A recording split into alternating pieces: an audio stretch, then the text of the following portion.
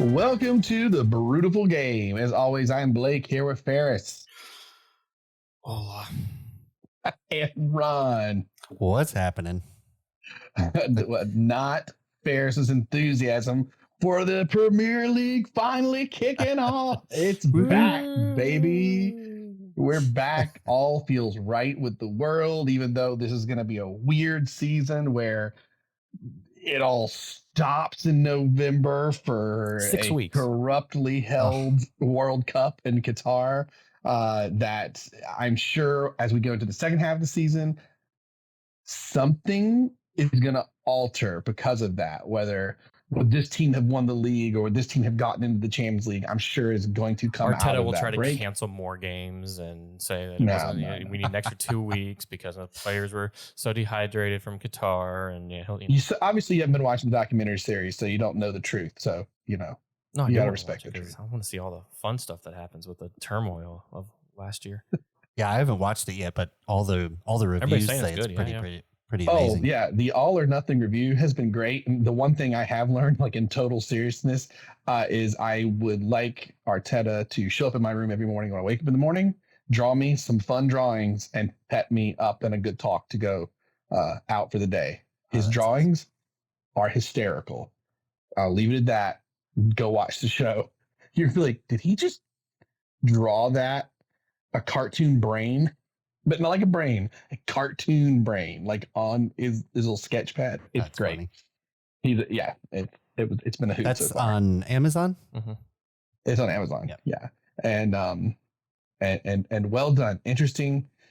The thing I'll say about it, which they've done actually for all these, that if you've ever seen any of the other All or Nothings, is the best thing that the All or Nothing documentaries probably do are a reminder to the human beings that are behind all these games, even the owners and stuff that like you hate. When you see them actually talking, you're like, they're just people.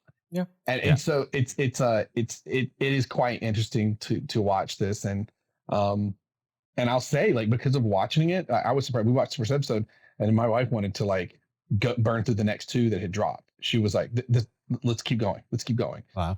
And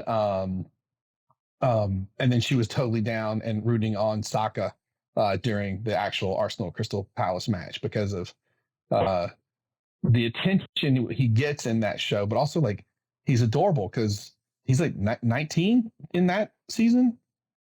Yeah, right. I think he's like this 19. was filmed right after the Euros, right? Right. It starts literally right after the Euros. Yeah.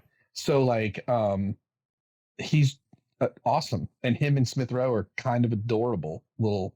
In the show so far, like the first couple, I will say, Aaron or Ramsdale's parents, I should say, the goalkeeper for Arsenal they're adorable and well worth part of the watch as well. They're there for the first game he starts in, and his dad's about to puke during the whole thing. It's great. It's awesome. Oh, funny. What's on the plan for tonight? Recommended. Well, on the plan for tonight was a quick review of All or Nothing, Arsenal story, or as I like to call it, the trust the process, or as I like to call it, looking at my wife during moments of the show. I mean, you see that game right there? When that game was over, that's the moment that Ferris said, "I bet you Arteta gets there before." Just shows you how fast Ole Gunnar things can Solskjaer. Yep, it does. And I was like, I'm sitting there watching. She was like, "Why are you smiling?" Because this is the game. This is the game that with the bet started, and then everything shifted after this. So anyway, I've been enjoying watching that show for like two reasons. The first half was kind of hard to live through those three terrible kickoffs to the game. But on that note, what we're going to talk about tonight, our big top four stories from the Premier League are: number one, we're going to be talking about Arsenal's better start to this season than last year.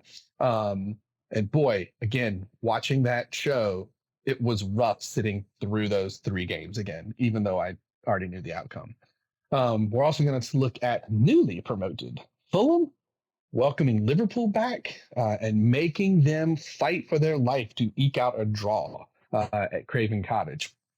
And then, I guess to no one's surprise, Man City turns out to still be really good, and Erling Haaland gets off the mark with a brace in the capital on his debut.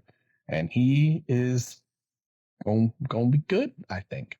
It's good. Oh man, he's just like, and the thing is, he did those goals like he's there the 23rd and 24th he had scored of the season. They like nothing. And then last but not least, Premier League, it's good to see that nothing has changed. I'm going to read this exactly as Ferris wrote this one. It's good to see that nothing has changed at Manchester United, and we check in on all the action from the opening weekend of the Premier League. Well, that is just the vaguest, most depressing spin I've heard. Then it's going to be our return for our very first La Liga's roundup of the season. But first, the beer. It is called the Brutal Game, so we got to do some beer. Oh, I'm excited. And I cannot think, you guys, keep me honest here, I don't think we have done this brewery, and I could be wrong because it's a classic one, but I thought for this one I would do something from merry old England, product of the UK, a little Samuel Smith beer, one of the, a small independent UK brewer, and I'm doing their pure brewed organic lager beer. I thought for a kickoff of EPL, that would be a good one. And I just want to read you something real quick. So this particular beer, their pure organic lager, it says brewed with great care using only organic malted barley, organic hops, medium soft water, and a bottom fermenting yeast. Measured at low temperature to bring out matured at low temperature to bring out its delicate flavor and soft hop character finish. Cold maturation period allows the bottom fermenting yeast secondary fermentation and improves the lager's flavor, purity, and condition. 5% ABV, a classic of the style. And you guys have had some Samuel Smith beer before, right? Oh, yes. Yeah. It's been a while for me. We just haven't had it on the pod. I don't think we have, no. I don't think we have you, which is wild. I am going to read you one little thing I think is awesome. So I usually like to go to like the about section or something if we haven't done a brewery before. And instead of doing that, they had a section I clicked and said called Run a Samuel Smith's Pub. So I went there and it said, we're looking for couples to manage our pubs, preferably local to the pub. In every good case, a manager's flat is provided rent-free with no utility cost. We prefer to recruit couples who haven't run a pub before and are from the communities near to where our pubs are situated. We give full training at the brewery, including a personal license. We don't charge any for the training except $39 fee for the actual license itself and a $1,000 deposit fidelity bond. All our managers are salaried. We require both managers to work full-time in the pub with no other job. And though we are a small brewery, our pubs are widely scattered from Edinburgh to Cardiff and Carlisle to London. And our pubs are all managed, however small. We don't have tenants or leases. We keep all our pubs well-maintained, being keen on conservation, and we don't close them down for other uses, even in the most deprived areas. It is the job of the managers to build up the trade by creating a friendly social atmosphere with conversation, pub games, and consistent high standards. We do not have music, TVs, or fruit machines in any of our pubs. We do not allow swearing and have negligible trouble. We close all pubs at 11 p.m. Monday to Saturday and 10:30 p.m. on Sunday. Where food is served, there is a branded menu. We stock only our high-quality products. Our draft beers offer the best value for money in the UK. And if you'd like to know more, how to be trained by us, please reach out and click below.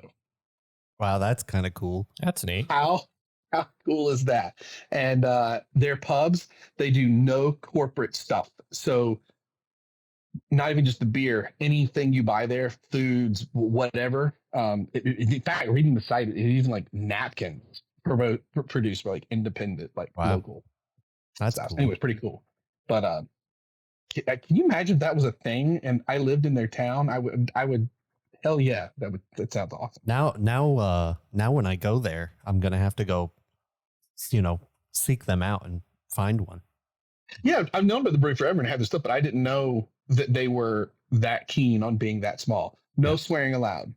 Shit. Just remember, if you go there, it's no swearing allowed. We can't record any podcast there. Oops. I just love the closes by 11 p.m. all week long except Sunday. Then we close at 10:30 p.m. Like that half an hour makes a huge difference. Right. Not like 9 p.m. or something, like a half hour. Yeah. Love it. Well, we got a beer from just outside of Seattle that a friend of the pod, Phil, had brought us back a while ago, actually, and I've been hanging on to. And I kept 3 cans thinking that we might do it when you were here, Blake, but we did not. So we're just going through it, now. but it's from Black Raven Brewing Company in Woodinville, Washington. And it is the Trickster IPA. There you go, Ron. It's got slick little can art to it. So I do believe this is one of their cores, if I'm not mistaken. I'll tell you a little bit about the beer and then kind of go into a little bit about the brewery as well. But Trickster IPA with Amarillo, Cascade, Chinook, Simcoe, U.S. Magnum hops. As well, we're not in that pub. That's a shit ton of hops. Like that's a lot of hops. Yeah, it is. 6.9% ABV, 68 on the IBU meter. In mythology, the Raven can play tricks or otherwise disobey normal rules, hence the name Trickster. This well-balanced IPA has a light fruit, citrus, and piney hop aroma with a full hop flavor. And if you go to blackravenbrewing.com, you can a very slick site, just as you think, black background, all the words are in white, and it's very, very slick. And, you know, when you go over to the About Raven and their story, they say, in mythology, literature, and many cultures, the Raven is seen as a culture hero, a revered and benevolent, transformative figure. The Raven helps people, blesses them with gifts, and shapes the world. But at the same time, he is a frivolous trickster, a light-hearted prankster who is sometimes gluttonous and impatient. The Raven, as our totem works perfectly, we like to think we are creative, wise, playful, and a bit bird-brained, just like those wacky ravens. I love it. And the brewery was hatched in 2009. 2009, Black Raven Brewing took flight and fired up the brew kettle for the first time in Redmond, Washington. 2019, to keep up with the flock, the 4-vessel, 30-barrel state-of-the-art Woodinville Brew House opened, taking over as the Black Raven primary brewing facility, allowing the Redmond Brew House to focus on innovation and experimentation. Oh, that's slick. And they have a homebrewing class and call it Flock U. Right. And then they have something about the brewmaster story, which we won't read that. But again, it's Black Raven Brewing out of Washington, about a few miles north of Seattle. And you can head over to their site. Excellent. A little IPA and a little lager for the show. Love it. Oh. You got the sporty one. Messy. Ooh. Right down the old that's Manchester nice. United jersey. That's nice and chilly. Cheers, so much for buying a Chevrolet. It's okay. You might have increased the value of that Man United jersey at this point. Well, if the one that I do have has Kristen Press on the back, because she's about the only name worthy of it on the back for right now. I can get behind that. Although she doesn't play for them anymore, but she did. So it's like, if I'm going to wear any jersey, I'm going to wear that one. I almost wore the Zlatan one, though. That one would be perfectly fine to wear. All right, let's do it. Cheers, gentlemen. Cheers. Cilantro. Oh, my God. This beer is so good. It's a little pricey for a lager, the Samuel Smith, but man, smooth. Man, that is a lot of hops. But at 6.9, it's not. You get a lot of that hop flavor, a lot of that piney notes, more so than any hint of citrusy. But yeah, there's very little kind of citrus flavor in that. It's very piney IPA. I mean, it's good. I don't think it's anything to write home about, but it's pretty good. It's a very West Coast IPA from the Northeast, right? Northwest, sorry. Standard style. Yeah. Well, this standard style. This I lager believe this is one of their cores, so that would make sense as to why. This lager has like a little bit of hop on the end, kind of like a almost like a Pilsner, but it's so smooth. If you have one of these, the danger of them is you can have 5 easily. Yeah. I got them for watching soccer with, and it's a little dangerous. Nice. I can understand that. Those are always great beers. You drink 6 of them and you're like, oh, didn't I only have 2? Right. Speaking of beers to watch soccer with, Arsenal kick off the season on the Friday match, 3 p.m. our time on the East Coast. Arsenal earned their first 3 points of the new season with a hard-fought win to London rivals away there, I should say, at Crystal Palace. Gabriel Martinelli's goal in the 20th and Palace's own goal in the 85th helped to seal the deal for the Gunners as they avoid another opening day defeat on the road. A shame Saka didn't get that. It was so close to being his goal, but it was not. It was a complete right own off the goal. back of his head. Brendan Aronson should have gotten a goal instead of his being called an own goal. We'll get to that in a second. And Blake, I'm sure you have some thoughts on it. I think the early thoughts that I had, I was working at the time, so I was kind of going back and forth and watching it, but definitely a different Arsenal in the first half an hour of the game. Well, those first 23 minutes, they were on fire. It looked like what we saw in preseason and looked at, kind of what all of kind of the excitement and hype's about. And then from there on out, this game really could have been a draw. This game really could have gone the other way because throughout the rest of the first half and most of the second half, Palace were in it. I think you see how it could have gone that way very simply. I think you see how good Vieira is actually as a manager in this game. Oh yeah, absolutely. In the way that he gets the team to sort of reorganize and get their feet back under them. And I think Patrick Vieira is I think he'll be in the Premier League for a long time as a manager. And I think that's kind of what you see. And then they just don't quite pull it off because they've basically Arsenal, I guess at this point, has put just enough pieces. Saliba was fantastic. And of course, he had been out on loan as they were sort of kind of trying to develop him for first team between him, some Ramsdale saves. Well, he was like the French player of the year last year. Yeah. And it kept, I think he was man of the match too for this match.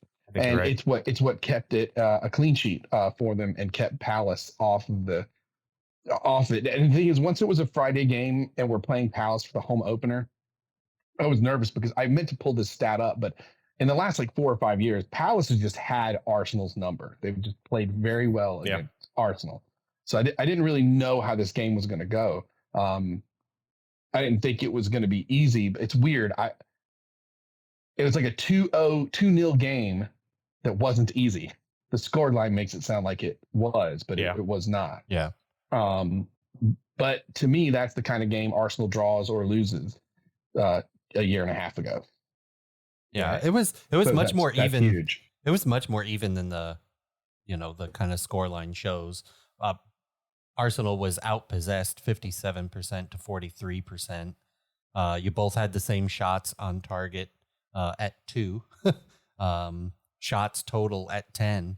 Your passing accuracy was really close. Your passes were really close. So like you're saying, the score line does not show how close that game actually was. And it could have easily been a draw or gone the other way, and maybe against a better talented team, not a better organized team necessarily. Because to Blake's point, Vieira really has that side, and they're really listening and working the things that he has to say, but with a more talented side, like your Liverpools, Tottenhams, Man Cities. Those are probably about the only 3. That game could have been a draw or gone the other way. So it's, we're going to be saying this a lot this pod. It's the first game of the season. You really can't tell what much of any team is about. To be honest, I prefer, as an Arsenal fan, I prefer this first game being a win that's not easy than if they smoked it out the gate. That would make me almost more nervous. Yeah. Right. Well, yeah, exactly. And to that point, what was it last year? You guys lost the first 3 on the bounce. That first game away to Brentford, which is what we were alluding to, and a newly promoted team at that. And I think United's first game last year was like a 4-0 win against Newcastle. I don't know.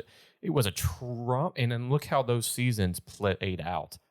So it's the first few weeks is kind of getting people back and people in shape sometimes still too, getting the formation down, especially with newer managers or newer players brought in that have to really have that full speed game time to gel, because during preseason games, you do it as a friendly sometimes. You might have one game where you're pushing yourself hard, but then you get subbed at half. You don't really have, so it's going to take a few weeks for a lot of these teams to really find their legs and also build the chemistry. And build, right? exactly. Yeah. So it's usually not until about game 5 or so that the table really starts to kind of look more like the table that we're used to seeing. I think the thing that Arsenal's got going for it is that Zinchenko and Jesus have slotted in like they've been there for longer. So they're a little the learning curve got cut down. And then right now, the scuttlebutt on tinfoil transfers is that Thielman from Leicester is still on the docket to be picked up by Arsenal. And then from RB Leipzig, Dybie, oh gosh, what's his name? Winger from RB Leipzig. Arsenal has reached out to them. And the window's still open. So that, yes, but that's a big signing. That one's like a 60 or 70 million signing. So that I was like, oof, I didn't know that we'd still be kind of throwing down on that. Is that Christopher Nkunku? Hold for show. I can tell you. I think that's who that is. Timo Werner? Timo Werner? No. No. So Thielman is Musa Diaby from Bayern Leverkusen. The wing, not RB Leipzig. He's a forward, but he's kind of a winger. Yeah. He's French, I believe, too. Yeah, they are talking about him, but Leipzig says we don't want to talk for less than 60 million, that's the word is that they are okay with that. So that's an wow, not for Diaby. Oh no, that's.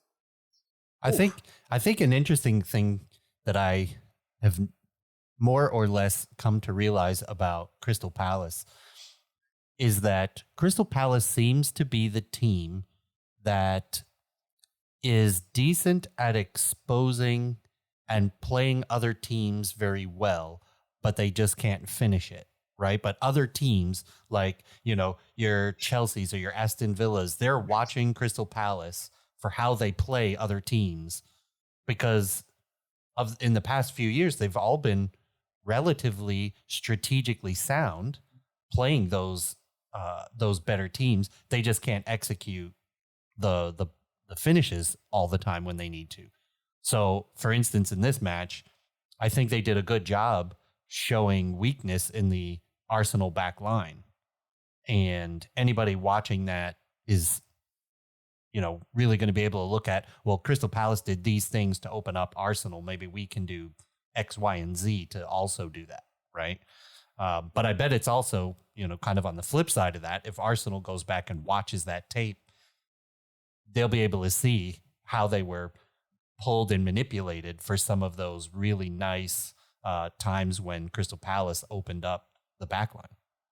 And this is no knock to Palace, because they're a good team, but as a couple more seasons progress, you imagine like a club like let's say things don't quite go so well for Eddie Howe where they want it to be, but they've got the money to get great players. You could see a Vieira going to somewhere like Newcastle, or even if he had gone to like a Leicester. Yeah, you could see him kind of moving just a little bit up and doing very well with having more quality players behind him. Yeah, Leicester's actually might be the more realistic call if he'd be willing to step away from Palace. I don't know. Yeah. He is a London man after all, so I don't know, but I don't know. Definitely Palace is that team that I secretly always want to do better than they do, just because the work rate, they're always trying their best. You just see that they are having fun, even though they're getting drubbed. But they have live eagles at the match and cheerleaders. It's the weird. Yes, it's the weirdest thing. Yeah, and their stadium's used on Ted Lasso. Yep. Yeah, exactly. So absolutely. Yeah. I always want them to do better than they do, but oh well. not that. They low, don't off this one. No goals for Jesus in this one. As he was the most started and most captained player in the Premier League fantasy this week. So everyone will take him off that, and he'll score a hat trick on the next game. That's usually how that works. All right, moving along to Fulham welcomes Liverpool back to Craven Cottage with a well-earned draw. Saturday morning, we were treated to an exciting back-and-forth match on the River Thames. As New Boys Fulham gave Liverpool everything they could handle, earning a 2-2 draw from the northern foes. This match was a blast to watch. Yeah, it was. Oh, God, with a Mitrovic brace. Mitrovic, I think we will hear his name a lot more for the rest of the season. That big boy. He's coming off of a fantastic year in the championship last year, where I believe he was the Golden Boot for the championship. So, yeah, he just continuing that going. You are not wrong. There was a debut goal from Darwin Núñez, and a Salah equalizer started off a busy Saturday with an unexpected surprise. I think this kind of goes to what you guys were just saying. I think this is just Liverpool, a couple of changes, trying to get their feet back under them. It did smack of a... They just don't lose these games. They always come back later. They just have a knack for that. And there was, you get Salah on the score sheet, you get Núñez on the score sheet, but both were fairly fortunate goals. They were balls well played into the boxes, but on Núñez's goal, it wasn't he tried to do the cheeky back heel, or not the back heel, but the like the side foot behind. Yeah, the Rabona type thing. But it actually bounced off of the defender, which then allowed him to play it off of his foot. It's not like he hit it cleanly as the ball came in. And then the same thing. That's the thing. The Liverpool same thing did even last year. Salah's goal, yeah. The ball was played over the top, and a brilliantly played ball on both. Ball hits, I think Núñez actually, or maybe a defender. I can't It comes off of Núñez, who basically toe pokes it in front of Salah. Yeah, but he's trying to bring it down. He's not trying to pass it, and the ball just happens to land right at Salah's feet.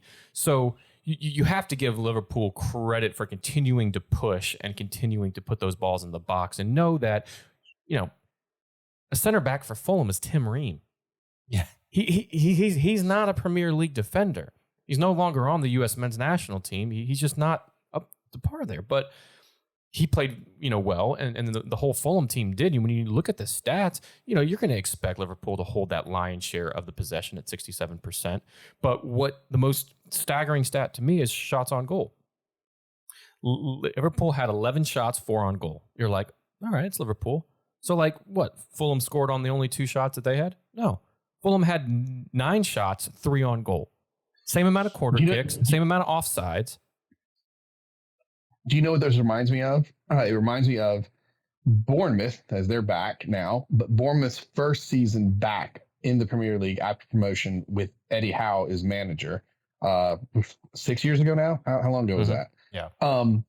They came to the Premier League and refused to change the way they had played in the Championship, and they played pressing and attacking, even though they didn't really have the defenders to necessarily do that. But they had tons of shots on goal, and this Fulham match reminded me very much of that. And to be honest, Fulham came out and again, first match of the season, right? Like Ferris said, we're gonna say that a lot. They took advantage of a Liverpool that, for more or for better or for worse, was kind of a little sleepy in that first half, and Fulham just passed the ball well, sliced it through the center, the midfield a lot, and found a lot of room that I'm willing to bet they didn't expect that they were going to get. You you hit on it right there. Midfield, exactly. Yeah. And that's where, and we talked about this in our preview pod. If you were to circle a weak link for Liverpool, it's that connection of play and that midfield, right? Yeah, there was a pen in this game. It was a really uncharacteristic type tackle that Van Dijk usually doesn't make. I don't think that's leading towards, oh my gosh, he's going downhill or anything along those lines. Wouldn't count him out. But that back line didn't quite look as in sync, which is interesting. But I also think it's because the midfield in front were not quite there. And news today is not good on that front for them. Thiago Alcantara could be out for 6 weeks. Oh, I did not see that. That's news coming out of England today. So that is a huge blow for them. Yeah, you see? If I can find the sound, and I do the voice. That's where that's where they're going to struggle. I mean, the transfer market's not closed, but I don't really know that they'll swoop up too many, midfielders that they're going to. No, I don't think they could though, right? It just may lead to them playing a little bit more younger, Look, younger and older, right? Pepe, you can play a Harvey Elliott, a Fabio. Pepe. Say what? They want Pepe. We'll give them Pepe. Hey, nobody wants Pepe. That's so sad, but it's true. But you can go, old and new, right? You can go with Fabio Carvalho, who actually played at Fulham last year and came on for Diaz in this match. Harvey Elliott, who actually came on for Thiago at the time. And then James Milner. Good old Jimmy Milner. So you have some options there, but not necessarily that proven talent like a Thiago, and a Fabinho, right? Because what Thiago does is he offers balance to a kind of three-headed midfield. You lose one of those balances, then is Jordan Henderson now going to become is he going to be more exposed in that midfield because he's having to do things that Thiago was all over the field doing. So yeah, right. I think it's going to hurt Liverpool and a large amount. No, I don't. And they have such attacking talent that it'll probably just be can you outscore them and hold them to 2 goals and you score 3 or something along those lines. Yeah, that's actually a really good point. You could see that if their victories this year could be like 3-2 games. You want like a lot of those kind of yeah. And but I still could see. I'm sorry. Go ahead. Oh no, I was just going to say that in our preview pod we talked about Mane has left, so will Darwin Núñez fit and fill those shoes? And as we've seen in this first match, I think he's up for the task. Yeah, I agree. I think he is. I agree. I think he'll fill in just fine, and that Liverpool will still be, a force fighting in that race. I don't know where I heard this. It might have been on the Guardians podcast when they were previewing the season, but somebody had a really good comparison on because it was just after the Community Shield, had a really good comparison on as to what Núñez looks like. Or his style of play so far, I guess. Not what he looks like, but his style of play so far, and that is shades of a early Fernando Torres when he played for Liverpool. A bit bigger of a forward, runs the channels very well, big, strong, fast. Not quite the Erling Haaland type, but can really cause havoc for those back two. So I think it's a good comparison. And so far, yeah, Ron, to your point, he looks like he's starting to slot in good. Yeah, and you can tell that he is developing really good chemistry with, with Salah and the other attacking players because they're passing in the box in more so in the second half of that match was really like one-touch passing, playing the ball into places where people should be and, people were there as opposed to those typical kind of miscues that you see, like, well, I thought you were going to make the run, so I sent you the ball and you weren't there. Those types of things. So I think they're going to gel and they're going to be a fun attacking core to watch throughout the rest of the season. Well, the question is, will they make a run like they did last year against Man City? Because Man City, I know it's only the first week, but it sure feels like it could be third verse, same as the first. As Erling Haaland gets off the mark with a brace in the capital on his debut. That Erland, that's like the southern version. Old Erland. Hey, Erland, come here. That Erling Haaland fella ain't half bad, is he? The Norwegian star striker hit twice in his Premier League debut for Man City in the London Stadium against West Ham. West Ham looked not great. First winning and converting a penalty in the first half, then adding to it with a flash of pace and power as Haaland calmly slotted in past Areola with his patent left foot. Erling was all the talk after the match. Love it, because he dropped a Jurgen Klopp style S-bomb in the sense that one of Jurgen Klopp's like first post pressers, and he like said something to it. Oh, right, you can say that here. And then Haaland did like the same thing. Is he just said it without even noticing it, and then someone commented, and he's like, oh, right, yeah, you can't say or something. And he said it like twice, like it was awesome. I loved it. I don't want to like someone on Man City though, so he needs to quit being charming after interviews. Oh, but Blake, did you say it when we were going over the topics that those two goals look like they were goal 18 and 19 of these season or something? Like, yeah, you're absolutely correct. And even during his interview, it's like he had done a million interviews for the Premier League already. I mean, he just was like, I'm paraphrasing, but it's something to the effect of like, oh, is that nice to get started? And was like, well, yeah, but like I'm not done. We have to keep going. Like he just just didn't even care about his brace at all. Like, and I think it was Pep after the game was like, well, last week he was trash, and I'm paraphrasing this entirely, but he was like, well, last week because he missed a few chances, wasn't quite on the mark, he was complete trash, and is he worth it? And this, that, and the other. And now he's a god.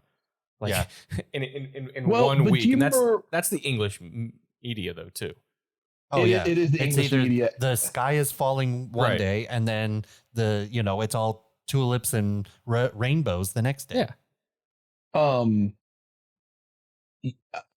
Arteta has a great thing he says in that I think it's the first episode of that All or Nothing, and it's coming off the back of Saka's missing that penalty, in the Euros, and he's talking. It's the mic is on Arteta, and he's on the pitch training, and he's talking to one of his assistant coaches, and he was like, again, is paraphrasing, but he says that he has never seen anything in any other country like there is in England. He said, well, they will take these boys and they will raise them up to the heavens, and then do everything they can to destroy them immediately after.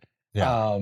And that is, you talk about what they're saying about Haaland the week before, because he missed a couple of preseason goals that, the sky is falling, and any excuse the English press can have to absolutely decimate someone is right there.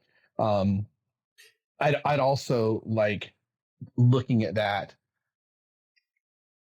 It's such a desire for like the bad news sells kind of thing. But I will say, because I said this on our preview pod, there was so much talk about Timo Werner and it didn't pan out that there was something in the back of my head, even though Haaland is great, that wondered, would he translate to the Premier League as well?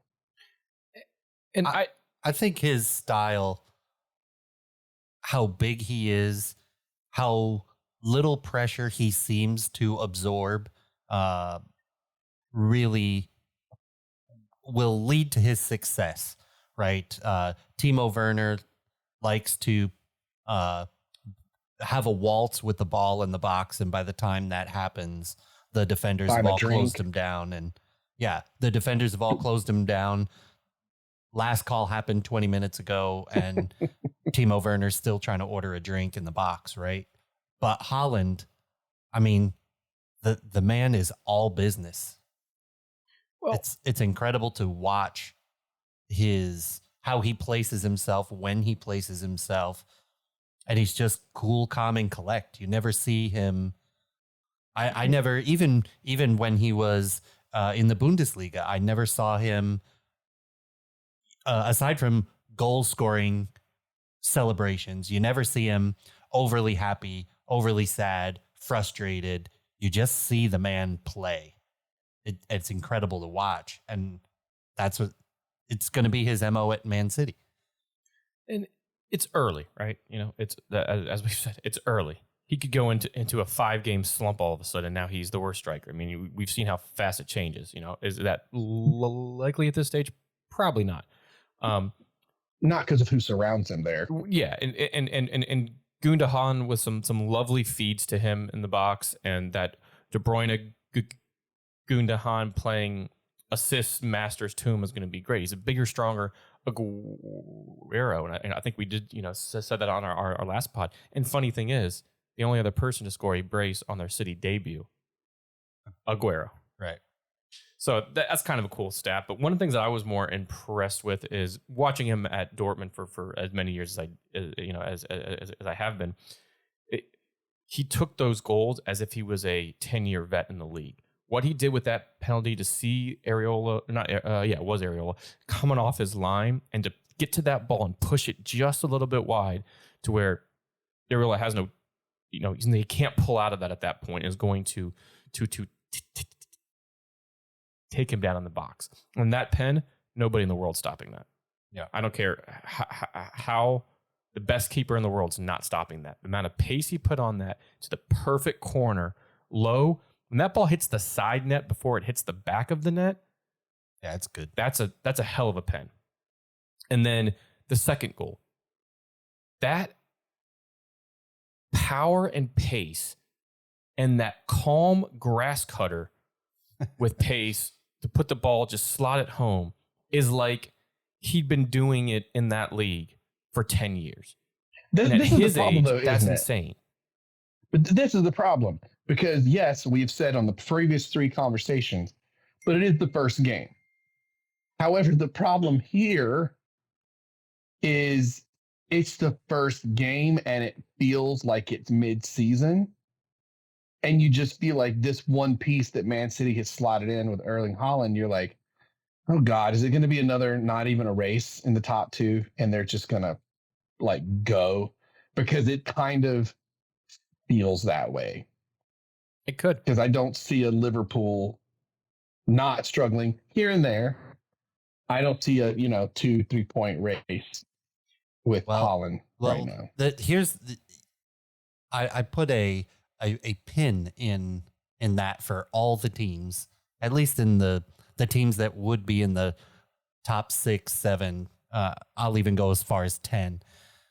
This year, it's going to be way harder because you have the World Cup that is right smack dab in the middle of the season. He's not playing in the World Cup, though. That in mind too. That's fair, but that sucks for everybody else. But other people on his team are. Yes. So the service that he is enjoying now and the chemistry that he is enjoying now may or may not be there on the return. Right? So when people come back from the World Cup, injuries, fatigue from playing at the World Cup level, that's that could be a huge change after the World Cup for all the teams. Yeah. So hanging out in 120-degree weather in the middle of the winter. Yeah, right. Yeah. I think the only other point to about this game, we don't really need to go too much into the West Ham side of things. They're not that bad. They'll improve. It's just you're playing Man City. But one of the things, and got to give a lot of credit to Robbie Musto and Tim Howard on the coverage at halftime. They pointed out something that I don't think a lot of people caught at first in the first half on what Pep and City were doing. This was a slick move by Pep. It's essentially inverting your right and left backs. So when you think of a back 4, right, you have to think of a flat line. Now take your right and your left back, move them to the center of the field, but flanking the center defensive midfielder. So you basically have a box with the number 6, the center defensive midfielder, in the center. So you have your 2 center backs. I think it was Rodri, and then you had Kyle Walker and Cancelo playing in midfield. And they just triangled it around and moved their way up the field that way. It was one of the more interesting tactics that I have ever seen in terms of you're taking inordinately pacey wing players and pushing them inside, playing essentially flanking center midfielders.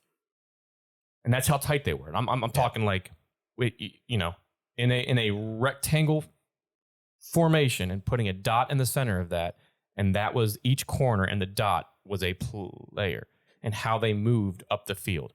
It obviously, West Ham didn't know what to do. They adapted a little bit better in the second half, but they didn't know what to do. Just go back and watch it, and you're going, how in the hell does it works? Now they have the players to do it. They have the ball control to do it, because it's if you're not on your game, you turn the ball over. Now you're going against just 2, or you're going against 3, and now you've pulled your other 2 that are supposed to help out of it. You have any team that's going to really bomb down the wings and use that wing play a lot, you don't have that defensive coverage on the wing. So, but he probably won't do that though. Correct. But with a City team and probably playing West Ham and having trouble with West Ham, because they haven't beaten West Ham at West Ham, I think a season or so. It was right. It was the technical ability that his teams play with, and the players out there pulled this really different formation off. It was like a 2-1-4-2. It was wild to see. And, you know, interestingly enough, with that, those wingbacks were able to expand when West Ham tried to play the width of the field. That formation was able to expand and contract to fill the gaps in midfield, so that you didn't. Very rarely did West Ham have opportunity on the wings in the offensive third. So that formation was really smart, and we're going to see that again throughout the season at some point. Yeah, I want to give a shout out to something else you mentioned, which was Robbie Mustoe. You expect this from? You said Robbie Mustoe and Tim Howard, what they were talking about in at halftime in that match. And Tim Howard has turned out to be fantastic. Oh yeah, he's on NBC Sports. Yeah, well, absolutely. Not NBC Sports anymore, but whatever. The soccer coverage on NBC and USA and Peacock. He's great, man. And in the beginning, I wasn't necessarily sure, but much like a player, to getting a couple of years under his belt, I really enjoy him on the show a whole lot on the coverage. And a little side note: did anybody miss Arlo White or think for? Did that name flash into your head at any point watching any of the matches? Yeah, because I went into the weekend knowing I was going to miss Arlo White. You know, I thought Peter Drury did a fabulous job. Yeah, but also he's fantastic. Also, we've been listening to Peter Drury call the Premier League for a long time. Just not in that. Yeah. So I just miss. I don't know, Arlo White getting excited about something in the play when an amazing goal is scored, and the way he just can linguistically paint a picture for you. I just miss that. I think the thing he has over Peter Drury is that Peter Drury is a better English soccer caller. However, I think Arlo White has something about him that is an excellent bridge between the English game and the American viewer. Yeah, because he was doing MLS that's how he started his career essentially. Yes, he's a Brit, but started it over here doing MLS and lower league games for forever. So yeah, that definitely brings a bit more of an American approach and appeal to the game. I think that's one of the reasons why he was on that coverage for as long as. Yeah, in my perfect world, they both would be there, but damn Saudis.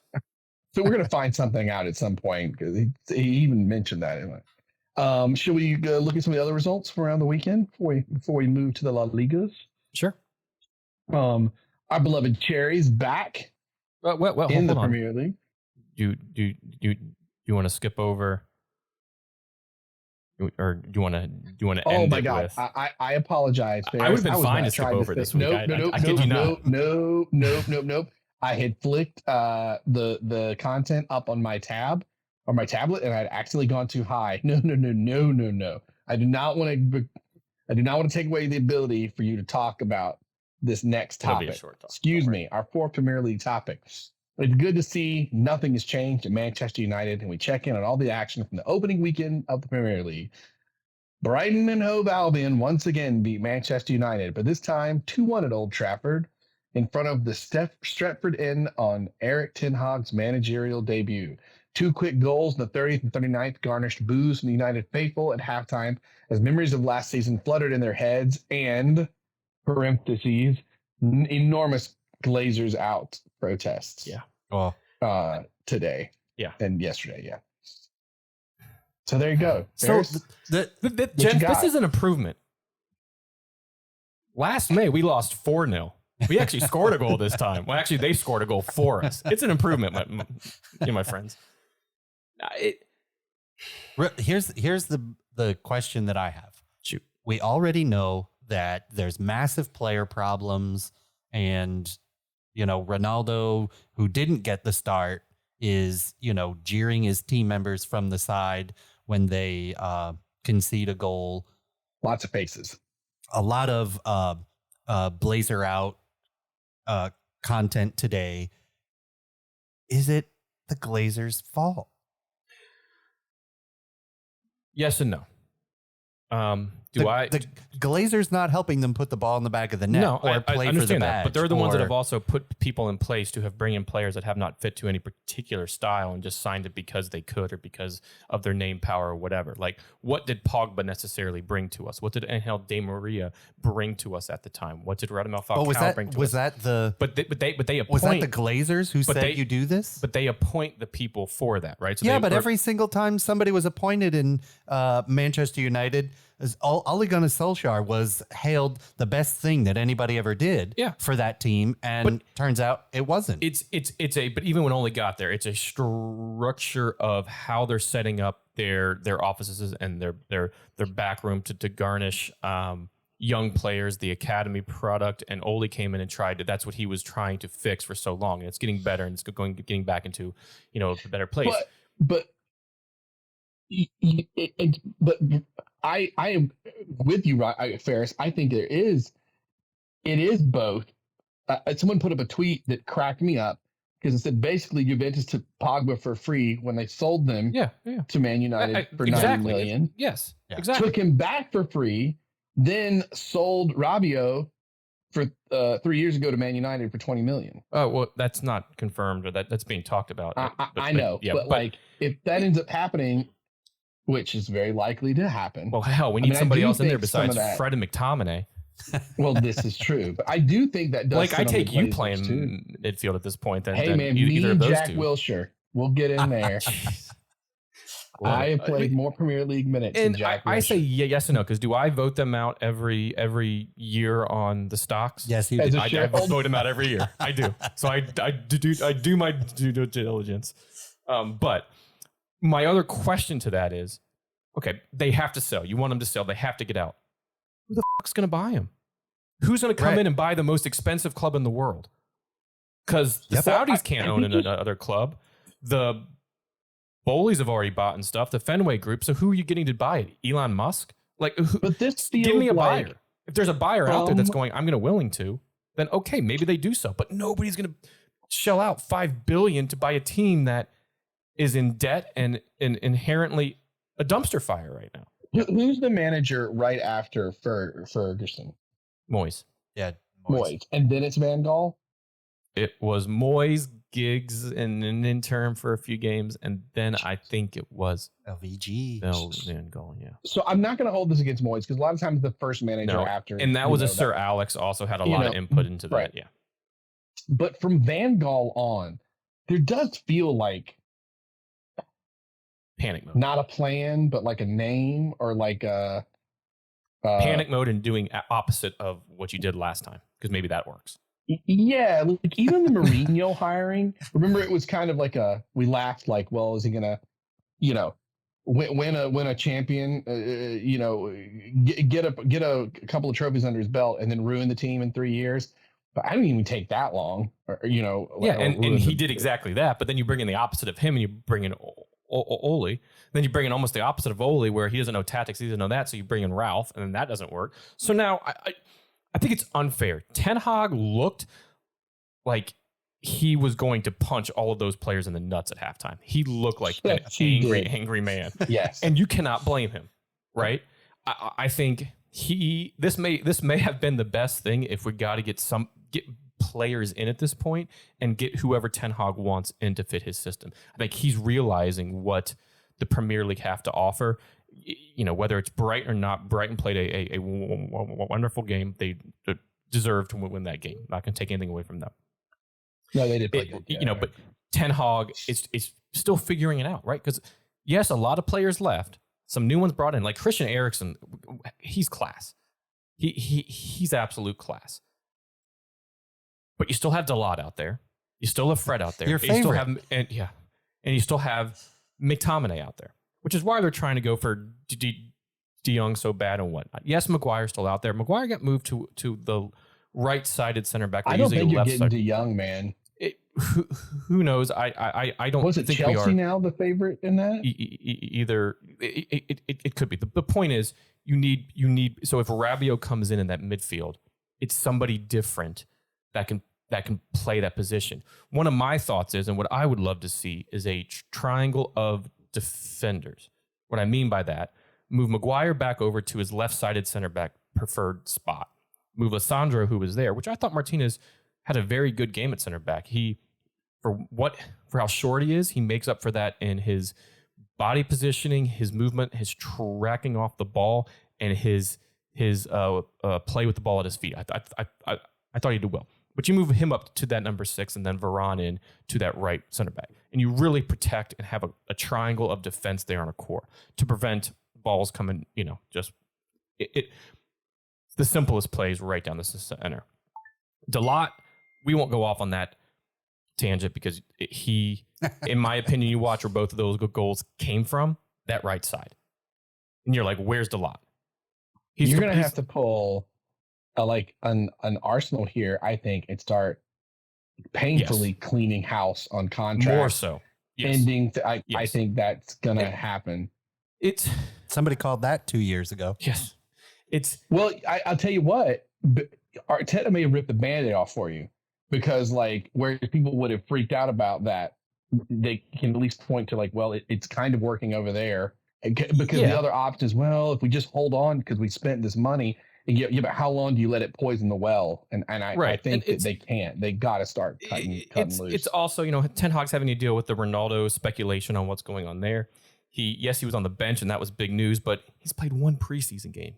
Yeah, he worked hard when he got in, but you can see he was gassed. He just wasn't up to pay. So like, they're it's probably not that big of a deal when he sat on the bench. Ronaldo probably understood it.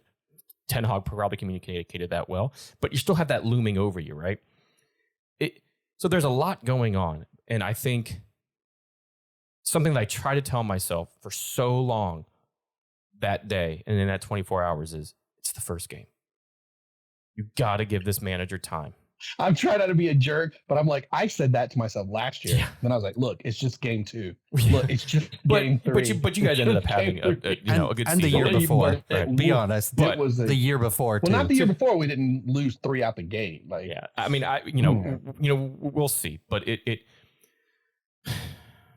United. I will end on this. I shared with you guys my story, and we will kind of button it up before talking about some of the other games. I went to the pub. First weekend, first United game, I go to a pub called the Harp and Celt here in downtown Orlando.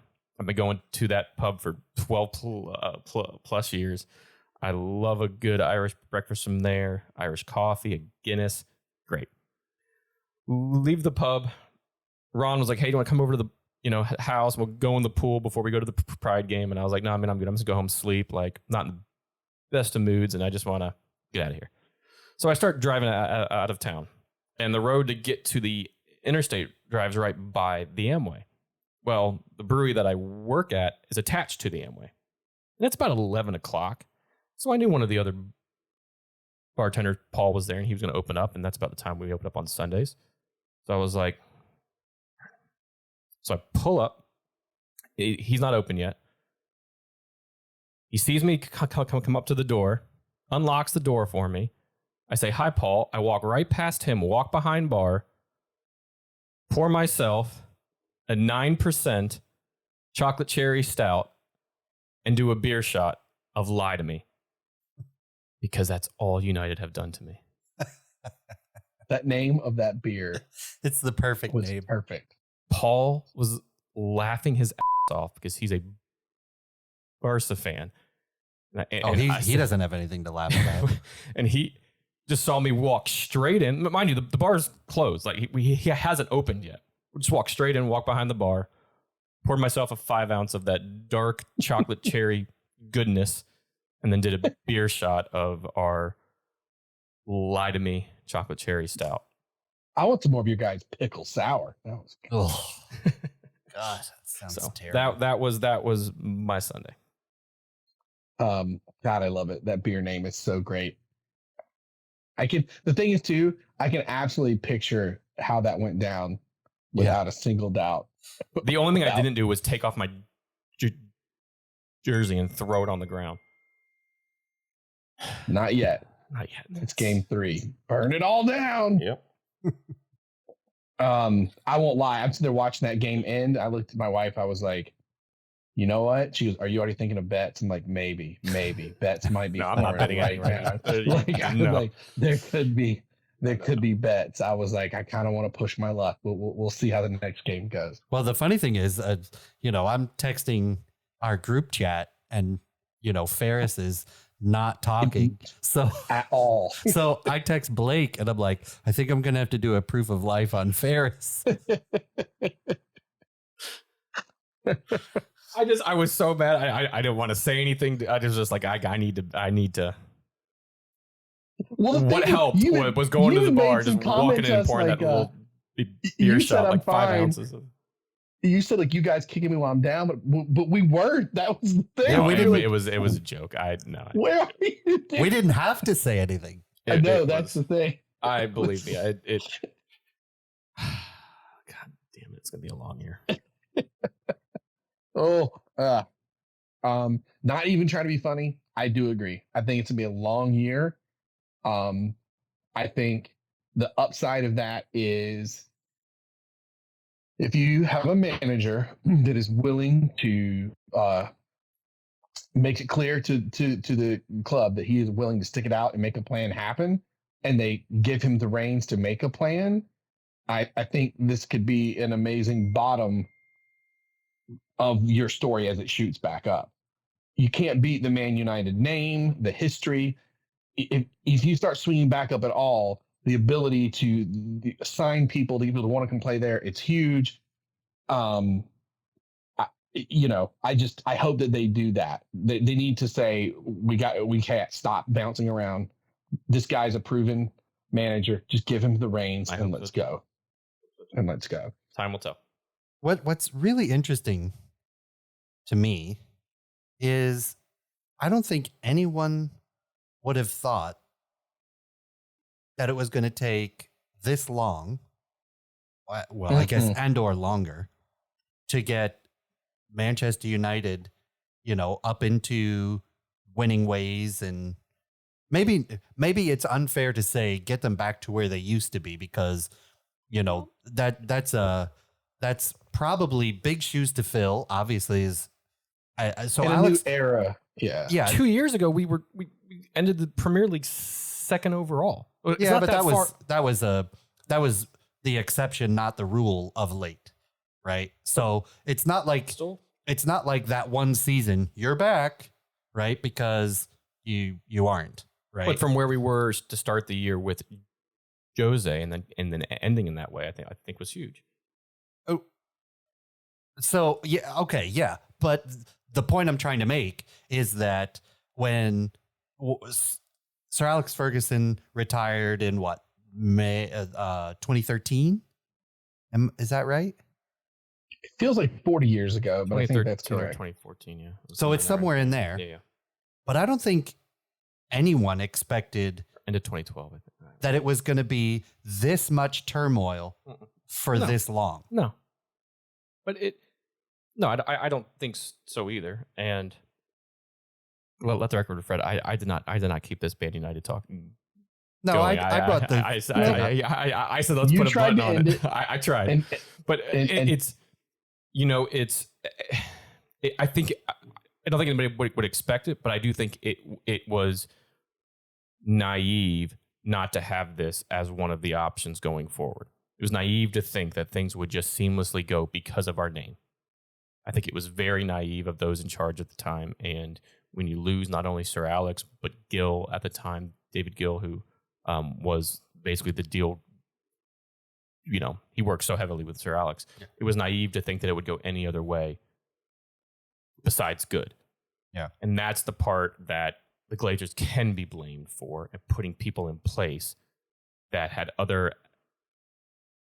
aspirations for the club, opposed to maintaining a bit of that footballing culture is what built the brand. Yeah. For me, the moment that I was like, the straw on the camel's back, that I was like, this is ridiculous. They have no clue what they're doing. And this is going to sound weird.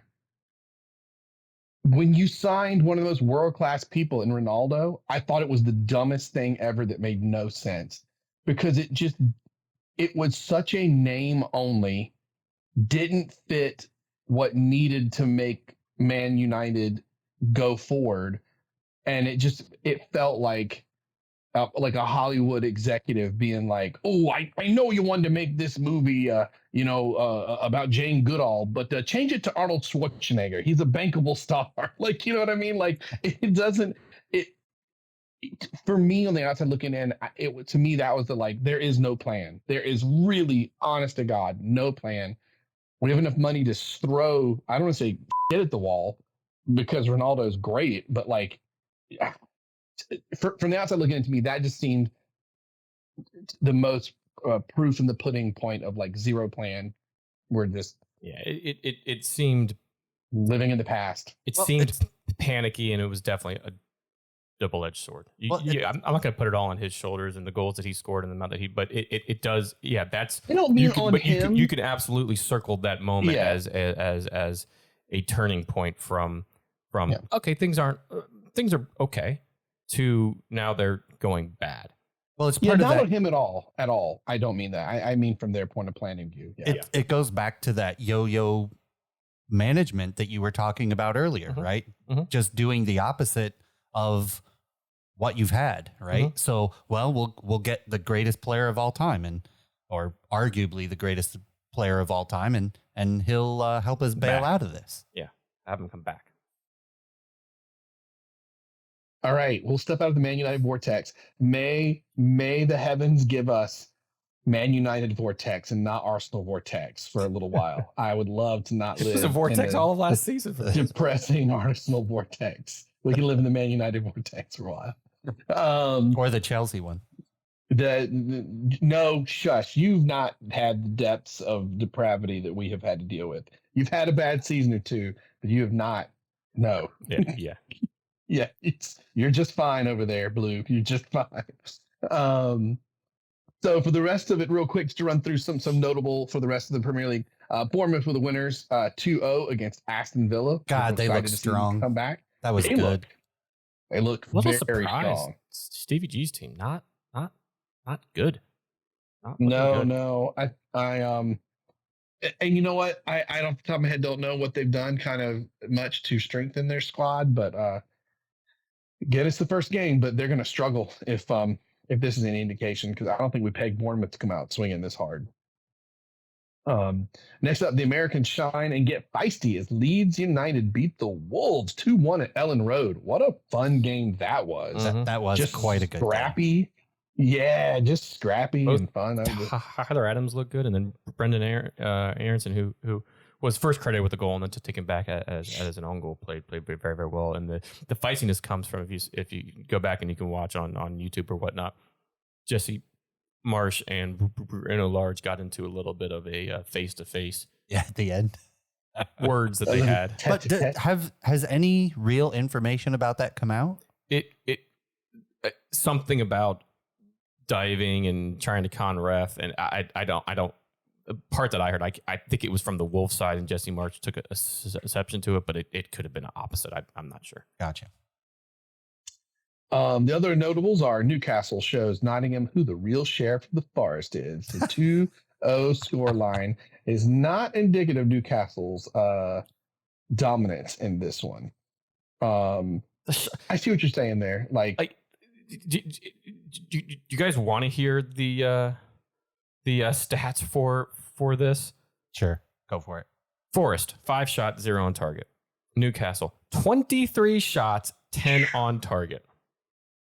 If that doesn't say dominance, I don't know what What was the possession stat? 61 to 39. Ugh. 11 corners to 1 from Newcastle. Forest had 14 fouls opposed to Newcastle's 9, which means you're trying to foul just to stop anything that you can. Yep. So very dominant performance from Newcastle. And you know who looked on fire more than I've ever seen him from Newcastle was Saint Maximum. Oh yeah. Well, as long as he stays fit. Man, on my fantasy team. He was everywhere, trying everything. It was, and that's, I feel like the work rate he had in this match was better than entire years past. I do not disagree. Tottenham, they go top of the Premier League table as they come from behind and put 4 past Southampton. Is Tottenham at Tottenham Stadium? For a second there, they were down 0-1 to Southampton, and then the floodgates just opened, and Tottenham poured it on. Kulusevski, great performance, goal and assist, looking good. Chelsea in the I love that the 40th and then the minute. Wait a minute. What is that? 40 plus 9. There was 10 extra minutes in the first half because of so 40. So would that be 45? Dreadful. So that would be 45 plus 9. Yes. Oh yeah. Sorry. That's where I was confused. 40 plus 9. No, you're fine. Yeah, the injury. What do you mean? That's 45 right there.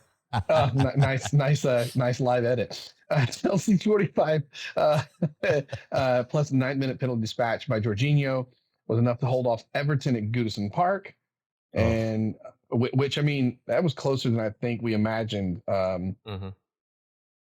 Maybe you thought it was going to be closer than that, but I actually thought it was going to be quite a tough match for us. I mean, Everton, I don't know who's going to score over there for them. They're going to have a rough season. Yeah. And finally, Leicester City squander a 2-0 lead at half as they are stung in the second half by the Brentford Bees to a 2-2 draw. Leicester City, here's the other thing I'll say about that. It's amazing they didn't do better because they signed, nobody. Right. Nobody. Good chance they'll be losing Tillman out to Arsenal. They've only lost people. I don't understand what is happening at Leicester. I mean, it's one thing to spend a bunch of money and go, oh, crap, none of these guys worked out. But in the end, I guess you could say you tried. Nicholas Pepe. But to be floundering like they are and not looking like they're trying to do anything at all about it is dreadful. I'm wondering if Braj is going to be the first sacked. Might be. Well, but is it? I don't even know he's on the hot seat quite yet. Is he the one, though? Is he behind the scenes screaming, get me somebody, and they won't? Like, I would love to know what that story is, He certainly doesn't come out and talk about it. No, he's doing the right thing. No, he's professional. Yeah, Leicester, I don't think they're in, like, relegation, like, kind of problem because I think there's other teams that are rough. But I think Leicester could be in the danger of pulling a previous Everton from last year or two where they flirt with some real problems. Maybe just escape. Yeah, exactly. And there you go. That's our Premier League. And now moving on to our La Liga's roundup. Ferris, take it away. Hi ho. It's off to Frankfurt we go. As Bayern Munich put 6 past Eintracht Frankfurt. Remember, they won the Europa League last year. Yep. In the Bundesliga and the season opener. That was the one also played on Friday as well in tandem to the Arsenal game. Mane gets his first for the Giants as Musala grabs a brace. Joshua Kimmich also scores the first goal of the new season in a cloud of fan smoke. If you guys haven't seen that, it was cool. It was awesome. And while Bayern obviously end the first weekend in first, other matches included Freiburg's 4-0 win away to Augsburg. Borussia Mönchengladbach roared from behind and ended up winning that one 3-1. American Jordan P. Fox scores on his debut for his new club, Union Berlin, as they won, I believe, 3-1. Great to see him scoring. If he can keep this going, who knows? He could be our number 9 for the World Cup. Borussia Dortmund kind of rounded everything out as their goal real early on in the 10th minute by Captain Marco Reus was enough for the Black and Yellows against Bayern Leverkusen. Week 1, the Bundesliga in the books. Already. It's so nice to have all these leagues back. Yeah. Oh. We still have a few more. Serie A and La Liga, I believe, join us this weekend. Hi ho. It's off to France we go as the Uber Eats French Ligue 1 delivers a late Messi bicycle kick off his foot in a 5-0 rout against another foot, Clermont Foot. Did you guys know that was a team in France? Yes. Clermont Foot? I gotta honest, when I read it, I was like, Clermont Foot, like, is that a club in Claremont, Florida? Like I had to read that 3 times over when I saw it. I was so confused by it. And then I'm pretty sure they can order a lack of an athlete's foot from the Uber Eats for their poor defending on the day against the French Giants. Did you? I mean, Messi scored a bicycle kick. Yeah, great. You're also scoring against one of the worst teams in France and the bottom. Yeah. Did you see how much space he had to do it? Yeah. Like the defenders were like, "Oh, you're not one of the greatest players of all time. We'll let you try that." Yeah, he go on, have fun. He had a mile around him. And they were already up like 3-0 at the time. But come on, you got it. Hey guys, possibly one of the greatest players of all time. Guard him or try to guard him. No, they were. Anyways, Neymar, Hakimi, Marquinhos all added goals to Messi's late brace. I believe they won 5-0. Yeah, I said that earlier. Other results delivered in the opening weekend of Ligue 1 included wins by Marseille, Lille, Lens, Lorient, Lyon, Montpellier, and Monaco. So some big names all getting wins there in France. Hi ho. It's off to America we go, as the battle for playoff spots really are starting to carry on during the heat of August. There was a slew of games that occurred, and most of them took place on Saturday. There was a lone game that took place on Friday as Vancouver Whitecaps beat the Houston Dash. Was 2 really late goals, an 86th minute and a 92nd minute goal. So very well done by Vancouver there. And then on Saturday was the main barrage of games from the MLS. And you had Atlanta beating Seattle, Chicago starting a little bit to come slowly. They're not a full fire yet. They're like the incipient stage right now. But Shabilko had a brace as they beat Charlotte, who's been playing very, very well, 3-2. Montreal and Miami played to a 2-2 draw. Columbus beating NYCFC 3-2. And a Zelarion brace in that one. DC United, New York Red Bulls played to a 0-0 draw. Cincinnati beat top of the East Philadelphia Union 3-1. Brandon Vasquez, Brenner scoring. That's a great win for Cincinnati, and they've had a little bit of a resurgence here, and they also just signed center back Matt Miazga from Chelsea. Yeah. That has a lot to do with Philly just having a really bad day. They had struggling through midfield. Shots they would normally put in the net, drag just wide, just over. Yep. Orlando City look like Orlando City of 2016 as they properly lost to New England 3-0. God, that was terrible. Can somebody tell me why Junior Urso should play a right mid position and not his number 6 role that he's used? Absolutely mind-boggling to me. And all the goals right down the center of the damn field. The lack of plan with Man United. It's like Orlando City went, hey, you know what? We're going to be just as bad as we were in the last 10 minutes against the last half against DCC United and not come out with any sort of anything. Just dreadful. We'll move on from that. Hashtag Pato out. Oh, God, he's a waste of space out there. Oh, jeez, yeah. 4-3, a fun match. Toronto and Nashville. Toronto end up winning it, and it was a Lorenzo Insigne first goal for them. Lovely goal, which made it 4. Nashville ended up getting 1 back, but not quite enough. 4-3 in that one in Nashville. What about the Chiellini handball? Oh yeah, we will get there. Okay, good. We will get there. Sporting KC beat LA Galaxy 4-2, like bottom of the West, beating the Galaxy. Chicharito with a brace in that one, but late goals, just consolation goals at that point. Austin FC and San Jose played with 3-3 draw. Tons of goals this weekend, absolutely ton. There's Azardes that I was thinking of, a hat trick in Colorado's 4-3 win over Minnesota. We haven't really heard a lot from him in Colorado, but that's a very good showing there against a very solid Minnesota United team. LAFC 4-1. Bale scored his first goal in the league for LAFC in a lovely just Bale type finish. And Chiellini, welcome to America, playing in LA. Thought he was playing for the Lakers and decided to go up and grab that one out of the air. Which could somebody tell me? Like, I get it. I think he was just carded a yellow, but like that stops. How is that not a red? A break. I don't know how it's not a red either. It should be. Right. It's a deliberate attempt, and you're stopping a clear breakaway with numbers by the. I get it. It's not completely denying a goal scoring opportunity where if that it's done in the box, it's an automatic red, but that has to be looked at on the or else everybody's just going to start doing that, and I get a yellow, and that's another way to stop them. It's right. So instead of professionally fouling them, just go pick up the ball. Yeah, just go and swat the ball out of there with your hands. Like right. It's the equivalent of not the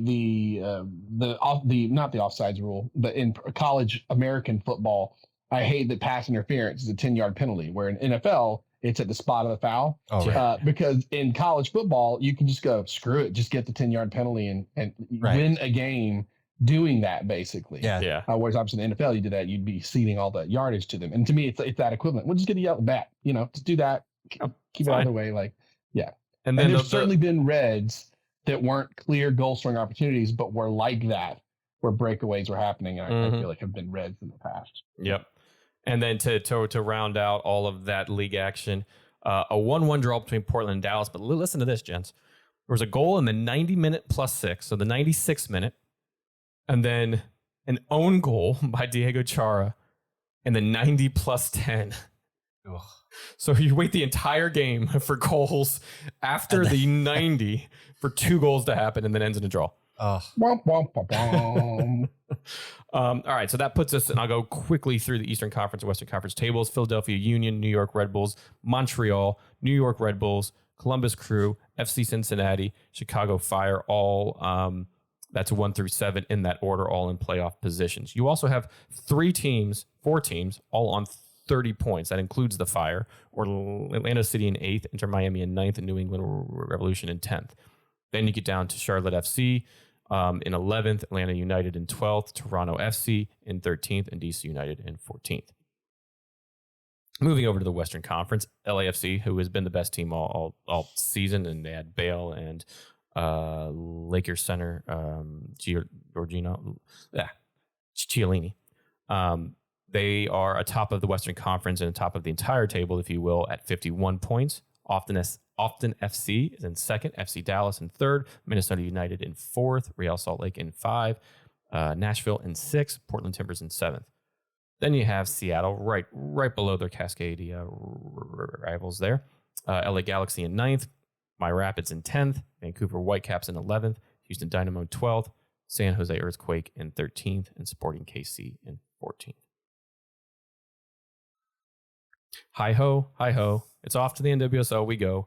With wins from the Dash, Red Stars, and Kansas City Current, along with a handful of other draws, it was an exciting weekend across the league. It really all kicked off with a very electric game with a 3-3 draw between the Portland Timbers and North Carolina Courage. That was a fun match. That was absolutely a fun match. And U.S. women's national player, Sophia Smith, just absolutely impressed. She had a pair of goals really early on to try to help just ignite that game. And she added a pair of goals, one early on, and then the other one was in like the later, 80th. I thought was going to win it because I made it 3-2, but no. the Courage came back and made it 3-3. So a very awesome game there. And then it ended actually with another electric draw that took place here in Orlando last night, as the Pride came from behind twice in the game to earn a 2-2 draw against Angel City FC. That was talk about a player coming off the bench to ignite a team. Doyle coming off the bench for Orlando City, the Orlando Pride, to really just kick them into that extra gear to get them over to that draw. Yeah. What a fun, exciting match. Riley from Angel City FC scoring on her old club with just a banger outside the box, just perfect placement to the opposite corner of the net, just thrashed it. She had so much time and space that she shouldn't have had, and just absolutely netted that ball. So what a fun match that was. And despite the second highest goal, second worst goal difference in the NWSL with -14, the Pride are sitting in 8th and kind of the hunt there for the playoffs with 4 draws, a win and a loss in their last 6. So a bit surprising from them. But the NWSL table looks like this. Portland Thorns currently first on 25 points, and they're tied on points with San Diego Wave on 25 points, who lost this weekend, actually, as the Thorns drew. Dash sit in 3rd on 24 points. The Red Stars sit in 4th on 23 points. Kansas City Current sit in 6th on 22 points. And OLL Reign kind of round out those playoff spots on 21 points. Angel City FC, you dealt with some injuries. Sid LaRue did not play on Sunday as well. So they're having these striker issues there, that they brought in these big names and all kind of dealing with an injury or an illness or this, that, and the other. And they're on 18 points in 7th. Pride, as I just mentioned, are on 15 points in 8th.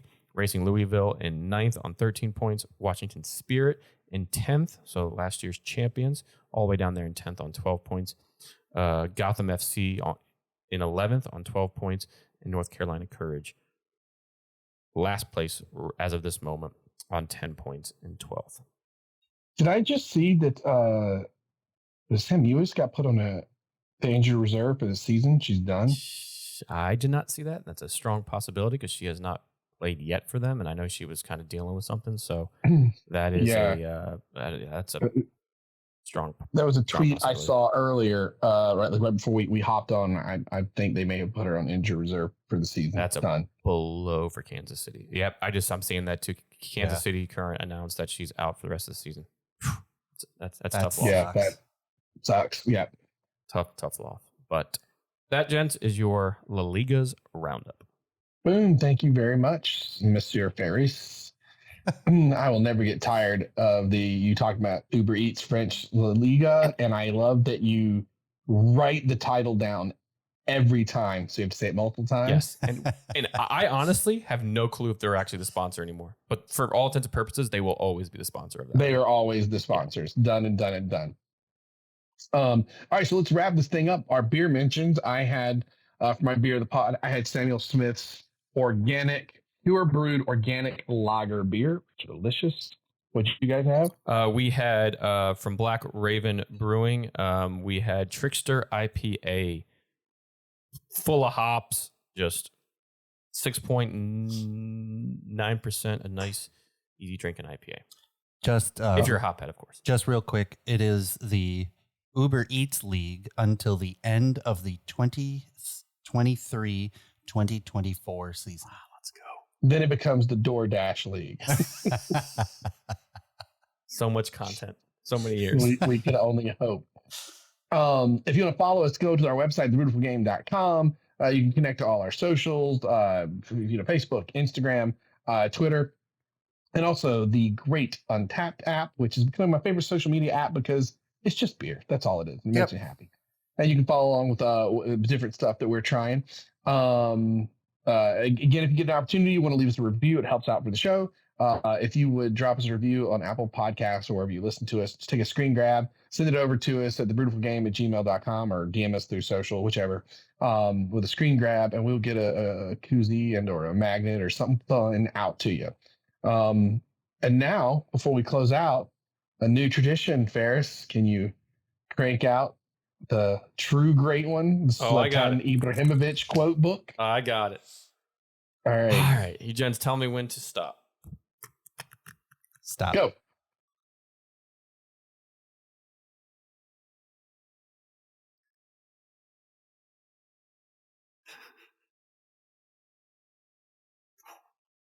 You just got to read it. Is that one problematic? He had a face that was. Yeah. Is it problematic? Should it be one we do not do? Okay, we're gonna hold off on that one. You can tell me what that is after the pod. Yeah. I'm curious. I'm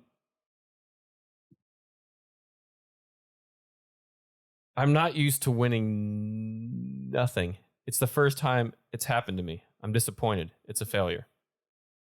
Not that exciting. On the same page. Master your man stare. I have mine. Make sure you find yours. So then people will be afraid of you. Your man stare? Master your man stare. I have mine. Make sure you find yours. That and people will be afraid of you. That is such a Zlatan quote. Master your man stare. So if you didn't listen to the last pod for Ferris's birthday, Blake got Ferris a book of quotes and kind of some jokes and things like that, all based around Zlatan. Oh, it's not jokes. It's just quotes from Zlatan. Let's be clear. Okay. Everything on there is a quote from Zlatan or him replying to a tweet, correct, Ferris? From what we said, right. So to a reporter over the years, in an article, on Twitter, his own Twitter, in a comment. Yes, everything straight from his mouth. Yeah. What I wanted was a sort of Chuck Norris style book that was like, for Zlatan, but instead this is straight from the lion's mouth himself. It's brilliant. Just brilliant. Do you want one more? I mean, if you got a good one. Okay. So Pogba and Zlatan used to play with each other at Manchester United. So a reporter asked, just how big of a difference does Zlatan make? He's a very modest guy, as we know. Paul Pogba. That's why we bought him. Zlatan bought me. I came for free. They bought you. Reporter, do you sense something more special happening here? It was after the winning of the EFL Cup. Zlatan, I came. That's special.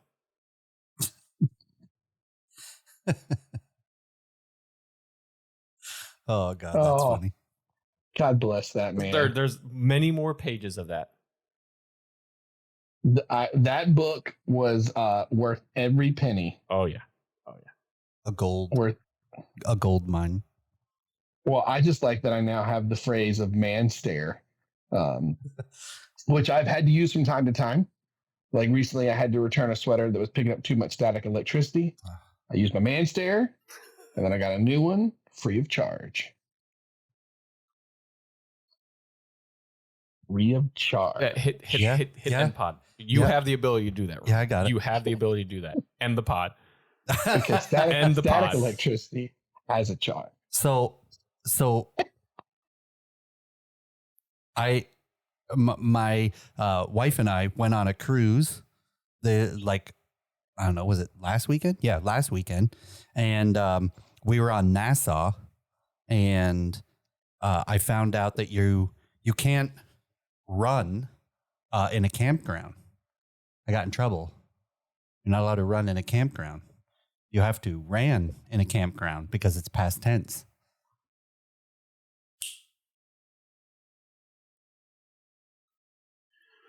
Hope everybody enjoys week 2 of the Premier League. We'll talk to you next week. Have a great night, everybody.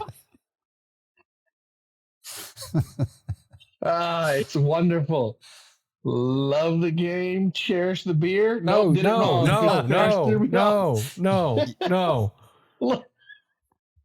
You can't cannibalize the God tagline. almighty. can't tell us the Love tagline. the beer. Cherish the Oh, game. Enjoy week yeah, 2. 'cause We'll you talk mess to you up- next week. Have a you great don't- night, everybody. You don't want to mess with the tagline because then if you just let that get evaporated, it'll be missed. Good night, everybody. Love Have a the good night. beer, cherish the game. The Brutiful game. Brutiful game. We're out. God, I hate my life.